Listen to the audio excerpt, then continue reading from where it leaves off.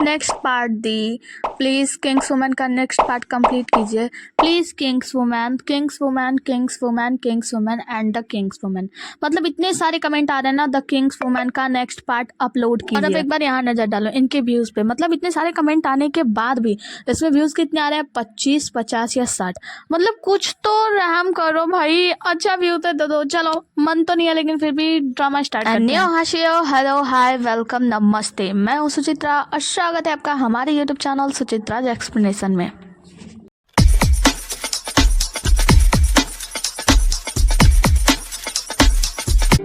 आज का ड्रामा होने वाला है द किंग्स वुमेन का एपिसोड नंबर 15। वीडियो को लाइक कर देना क्योंकि लाइक करने के पैसे नहीं लगते, और चैनल को सब्सक्राइब करके बेल आइकन यानी नोटिफिकेशन ऑन कर देना। इससे क्या होगा कि जब भी मैं अगला एपिसोड अपलोड करूंगी तो आपको उसका नोटिफिकेशन पहले ही मिल जाएगा। चलो ड्रामा स्टार्ट करते हैं। एपिसोड के स्टार्ट में हम देखते हैं कि जो हानसेन होते हैं ना, वो लीयर से कहते हैं कि लीयर हमारे पास ज़्यादा समय नहीं है, ये लास्ट चांस है। देखो 2 ग्रुप में यहाँ से सैनिक जाते हैं बाहर चहलकदमी करने के लिए। तो एक ग्रुप जा चुका है, एक ग्रुप के साथ हम लोग निकल जाएंगे, तो जल्दी करो। वहाँ पे वो खड़ी रहती है तो वो कहते हैं मुझे पता है कि तुम्हें अपने बेटे तियांगमिंग की चिंता है, पर तुम तियांगमिंग की चिंता बिल्कुल भी मत करो, मैं जल्दी उसे यहाँ से लेकर जाऊंगा, बस तुम अभी चलो, अभी लास्ट चांस है। तो वो कहती है कि ठीक है, और फिर वहाँ से चल देती है इनके साथ में। आगे की सीन में हम जिंगाई को देखते हैं जो कि एक रेस्टोरेंट में बैठा हुआ शराब ढाल रहा होता है अपने प्याली में। तभी वहाँ पे एक मतलब मिस्टर गाव आते हैं, और मिस्टर गाव आके अपना तलवार लगाते हैं, और उससे क्या होता है, उसके प्याली में जाता हुआ शराब उनके प्याली में भर जाता है। वो कहता है कि मिस्टर गाव। उसके बाद से हम देखते हैं बिल्ली वाली लड़की यानी कैट गर्ल को, वही रेस्टोरेंट में उसे ढूंढते हुए आई होती है जिंगाई को। अब वो उस आदमी से पूछ रही होती है कि आपने किसी पतले और लंबे इंसान को देखा है? तो वो कहता है नहीं मैडम, यहाँ पे तो बहुत सारे ऐसे लोग आते हैं। वहाँ से कैट गर्ल वहाँ से चली जाती है और चारों तरफ जिंगाई को ढूंढ रही होती है, सोच रही होती है कि आखिर वो गया कहाँ होगा। चारों तरफ उसी के बारे में सोच रही होती है, वो उसी को ढूंढ रही होती है। आगे की सीन में हम जिंगाई को देखते हैं जो कि मिस्टर गाव से तलवारबाजी कर रहे होते हैं, और इस तलवारबाजी में वो हार जाते हैं। मिस्टर गाव कहते हैं कि आपने गलत लड़ा, आपने पूरी शिद्दत से मेरे साथ नहीं लड़े हैं आप, क्योंकि ये जो मिस्टर गुंगशंग ली है ना, गुंगशंग ली ने अगर किसी को तलवारबाजी सिखाई है तो उसे एकदम ना बहुत अच्छा सिखाते हैं, वो ऐसा नहीं सिखाते हैं, इतनी बुरी तरीके से नहीं।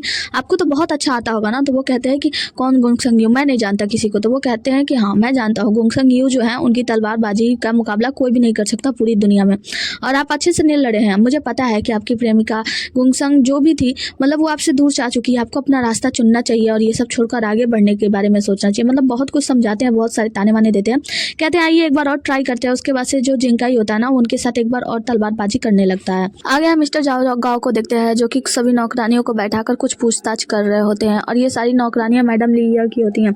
यहाँ पे मैडम लीयर की खास नौकरानी आती है, उनसे वो पूछते हैं कि बताओ मैडम लीयर कहाँ है? वो कहते हैं कि आप मुझसे क्यों पूछ रहे हैं? क्योंकि महारानी ने कल रात को मुझसे कहा था कि मैं उन्हें जल्दी ना उठाऊं, इसीलिए अभी तक मैं उनके पास भी नहीं गई हूँ, मैं तो अभी भी किचन से आ रही हूँ।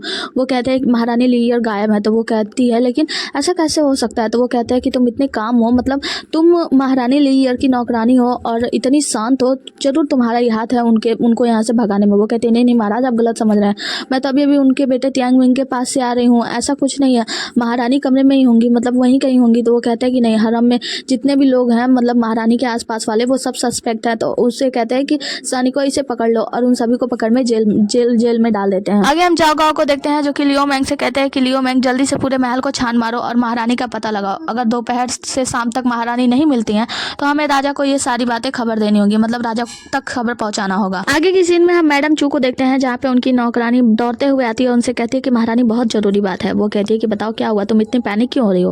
वो कहती है महारानी दरअसल बात यह है कि कल रात को ही महारानी यानी मैडम लीयर जो है ना, वो गायब हो चुकी हैं, और हरम में चारों तरफ लॉक कर दिया गया है, और महारानी को ढूंढने की कोशिश की जा रही है, वो कहीं भी मिल नहीं रही है।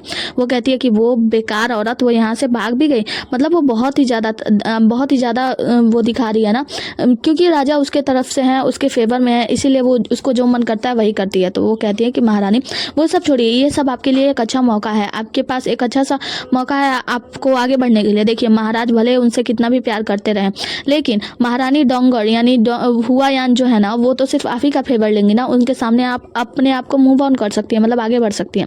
वो कहती है कि हाँ तुम सही कह रही हो, अब फर्क नहीं पड़ता कि लीयर वापस आए या ना आए, अगर वो वापस आएगी भी तो मैं महारानी डोंगर यानी हुआयान से कहकर उसे अच्छी सजा दिलवाऊंगी। और कहती है ये मेरे लिए अच्छा चांस है, मैं आगे बढ़ के दिखाऊंगी, रानी बन के, महारानी बन के रहूंगी। आगे हमें क्यूट सी कैट गर्ल को देखते हैं जो कि मतलब मिस्टर जिंकाई को ढूंढ रही होती है और एक रेस्टोरेंट में जाती है। वहाँ पे पूछती है कि आपने एक पतले से लंबे से इंसान को देखा? तो वो कहता है कि देखो यहाँ पे पतले से लंबे लोग बहुत आए हैं, आइए ना आप यहाँ पे बैठिए और राइस केक खाते खाते सोचिए और उन्हें ढूंढने के बारे में बताइए और कुछ क्लू। तो वो कहती है कि नहीं मेरे पास इतना टाइम नहीं है। तभी मिस्टर गाँव जो होते हैं वहीं पे बैठे होते हैं, वो कहते हैं कि मेरे लिए और वाइन लेकर आओ। तो ये मिस्टर गाँव को देखती है तो दौड़ते हुए जाती है, कहती है मिस्टर गाँव आप यहाँ क्या कर रहे हैं? वही भी नहीं गया। तो वो कहता है नहीं मैं ठीक हूँ। अच्छा तुम बताओ तुम यहाँ क्या कर रही हो और तुम्हारे पिताजी कैसे हैं? तो वो बताती है मेरे पिता तो बिल्कुल ठीक है, दरअसल मैं अपने एक दोस्त से यहाँ पे मिलने आई हूँ, मैं उसे ढूंढ रही हूँ। तो वो कहता है अच्छा, और मैं अपने दोस्त के साथ हूँ। तो वो कहती है अच्छा, वो दरअसल मेरा एक दोस्त है ना जिंकाई नाम का, और वो बताते थे वहाँ पे जिंकाई आ जाता है। तो वो कहती है तुम कहाँ थे, मिल गए तुम? मतलब मैं तुम्हें इतने दिनों से ढूंढ रही थी, तुम्हें पता है तुम्हारे लिए खबर है, एक चिट्ठी आई है, मिस्टर हानसन ने भेजा है और वो कह रहे हैं कि जल्दी वो लीयर को महल से बाहर लेकर आने वाले हैं, बहुत जल्द तुमसे मिलाने के लिए। तो वो कहते हैं क्या क्या कह रही हो तुम? आगे की सीन में हम देखते हैं राजकुमारी लीयर जो होती है वो हानसेन के साथ होती है और वो लोग महल से बाहर आ गए होते हैं। राजकुमारी लीयर को देखते हैं जो कि बैठ के आराम कर रही होती है। तभी हानसेन आते हैं, कहते हैं घोड़ा तैयार है, हमें चलना चाहिए। वो कहती है कि हानसेन मैं आपसे एक बात कहना चाहती हूँ, आप वहाँ पे हमारे बारे में कुछ भी मत बताइएगा। तो वो कहते हैं कि तुम्हारा मतलब है कि तियांग मिंग को सीक्रेट रखना है, मतलब तियांग मिंग के बारे में कुछ नहीं बताना है ना? तो वो कहती है कि हाँ। उसके बाद से वो कहती है कि मैं थोड़ा सा चिंतित हूँ तियांग मिंग को लेकर। तो वो कहती है कि डोंट वरी, तुम चिंता मत करो, अगर कोई औरत हो जिससे मेरा बच्चा हो और मैं उसे जल्दी एक्सेप्ट कर लूँगा। तो वो कहती है कि नहीं मैं इस बात के लिए अपसेट नहीं हूँ, मैं दरअसल इस बात के लिए चिंतित हूँ कि मैं वहाँ पे नहीं हूँ महल में और उसके साथ पता नहीं कैसा व्यवहार हो रहा होगा। तो वो कहता है कि तुम चिंता मत करो, जो तुम्हारा तियांग मिंग है ना उसके ऊपर भगवान का आशीर्वाद है और वो बिल्कुल ठीक होगा, सुरक्षित होगा। तो वो कहते हैं ठीक है। वो उसके बाद से वो कहते हैं चलो आगे चलते हैं। आगे की सीन में हम जाओ गाँव को देखते हैं, जहाँ पे हम देखते हैं कि उस लड़की को यानी नौकरानी को बहुत ही ज़्यादा सताया जा रहा होता है, उसे मारा पीटा जा रहा होता है, उसके शरीर से खून की दरिया बह रही होती है, मतलब चारों तरफ से खून ही खून होता है। वो कहते हैं कि देखो तुम्हारी इन सुंदर सी आंखों को ना निकाल दिया जाएगा, तुम्हारे ये कान जिससे तुम सुनती हो उन्हें उखाड़ दिया जाएगा, तुम्हारी ये नाक उसे भी काट दी जाएगी अगर तुमने सच्चाई नहीं बताई तो। एक चाकू उठाते हैं और काटने जाते हैं। तो वो कहते हैं ठीक है रुकिए मैं बताती हूँ। उसके बाद वो कहती है दरअसल उस रात को ना महारानी लीयर ने मुझसे कहा था कि मुझे उन्हें कपड़े चेंज कराने की ज़रूरत नहीं है। उसके बाद से मुझे कुछ भी नहीं पता, उन्होंने बस इतना ही कहा। उसके बाद से जैसे ही मैं बाहर किचन में चली गई और मुझे उनके बारे में कुछ भी नहीं पता, मैं सच बता रही हूँ, मैं इनोसेंट हूँ, मेरी बात मानो, मेरी बात सुनो। तो जाओगा कहते हैं कि नहीं तुम सच बताओ वरना तुम्हें छोड़ा नहीं जाएगा। आगे की सीन में हम देखते हैं, आगे हम कैट गर्ल को देखते हैं और जिंकाई को देखते हैं, जो लोग वहाँ पे आते हैं दरवाज़ा खोलने में पहले हिचकिचा रहा होता है, लेकिन फिर दरवाज़ा खोलकर ये दोनों लोग अंदर जाते हैं। लेकिन अंदर ली यार्ड नहीं आई होती है, अभी हानसेन भी नहीं पहुँचे होते हैं। कैट गर्ल जो होती है वो कहती है शायद हम लोग बहुत जल्दी पहुँच गए हैं और जाके दरवाज़ा बंद कर देती है और फिर आकर इससे कहती है कि तुम चिंता मत करो वो लोग आ जाएंगे। और जिंकाई को देखते हैं जो कि बहुत ज़्यादा नर्वस होता है।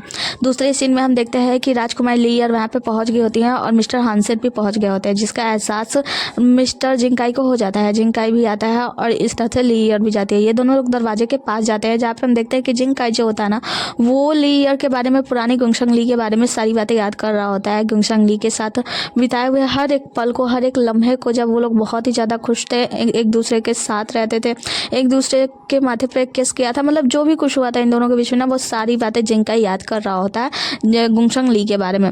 दूसरी ही तरफ हम राजकुमारी लीयर को देखते हैं जो कि राजा के बारे में याद कर रही होती है।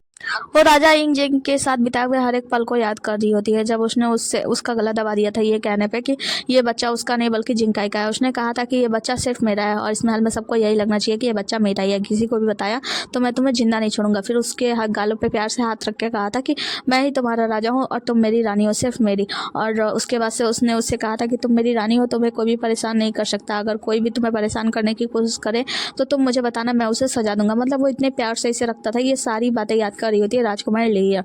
उसके बाद वो देखती है कि दोनों लोग दरवाजा नहीं खोल पा रहे हैं तो वो खुद दरवाजा खोल देती है। उसके बाद से राजकुमारी लीयर जो होती है उसको देखती है और उससे बोलने लगती है कि दीदी आप आ गए, आप ठीक तो है ना।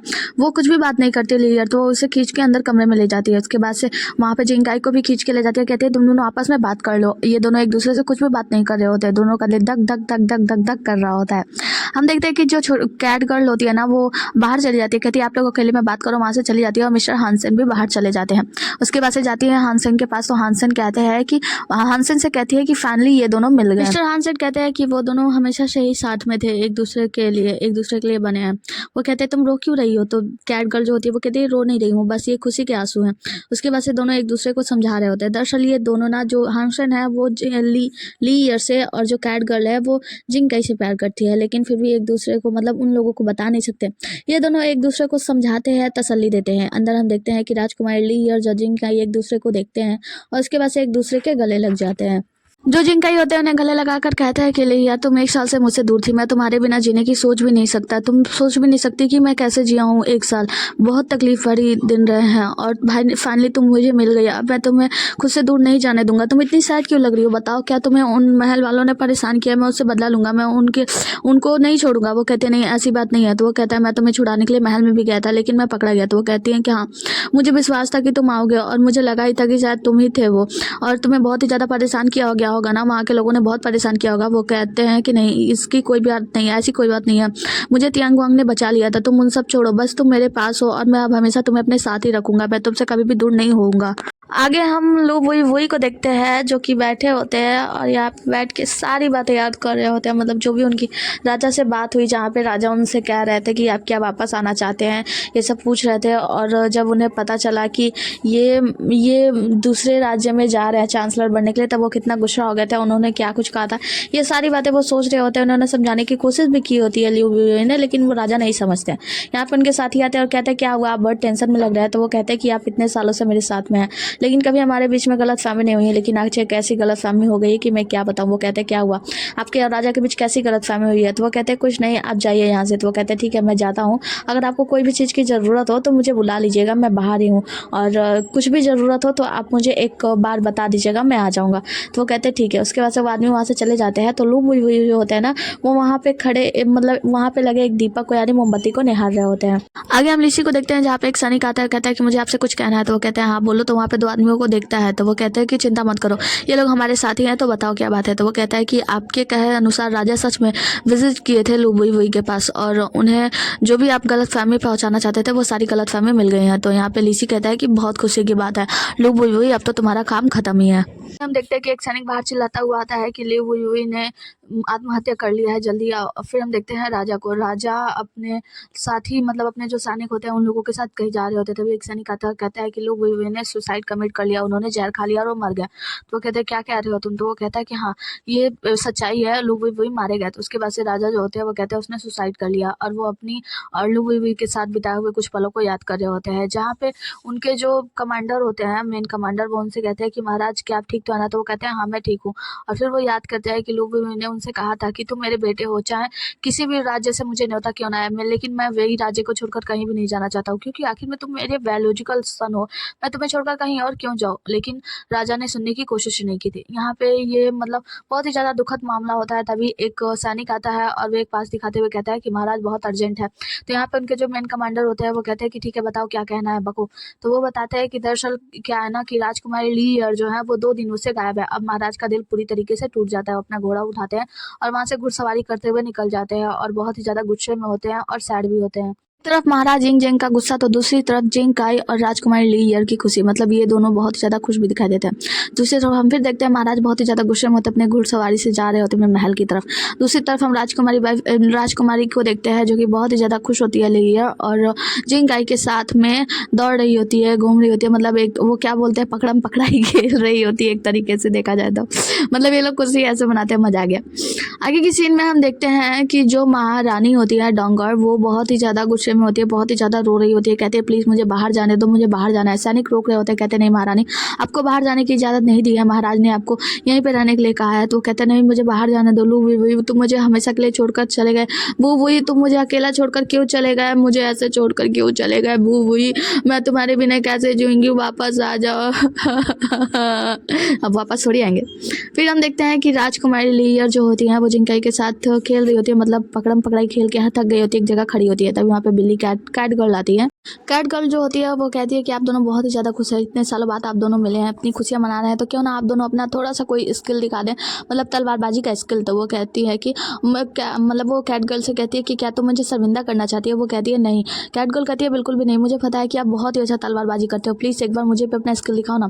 तो वो कहती है कि हाँ चलो ठीक है ट्राई करते हैं। तो वो कहती है कि लेकिन ऐसे नहीं, आंखों पे पट्टी बांध के। तो वो कहती है कि आंखों पे पट्टी बांध के तुम पागल हो क्या। तभी जिंकाई जो एक स्कार्फ रखा होता है बहुत दिनों से, वो स्कार्फ निकालता है, वही स्कार्फ जो राजकुमारी लेयर को दिया होता है। वो कहते हैं कि हाँ ठीक है ना, लाओ मैं स्कार्फ बांध देता हूँ तुम्हें। और वो स्कार्फ देता है, उसके बाद से वो स्कार्फ लेकर राजकुमारी लेयर के आंखों में बांध देता है और जिंकाई की आंखों में भी एक पट्टी बन जाती है, मतलब एक स्कार्फ उसकी आंखों में बन जाती है। अब ये दोनों लोग अपनी तलवारबाजी करने के लिए तैयार होते हैं। इसी के साथ हमारा आज का एपिसोड खत्म होता है।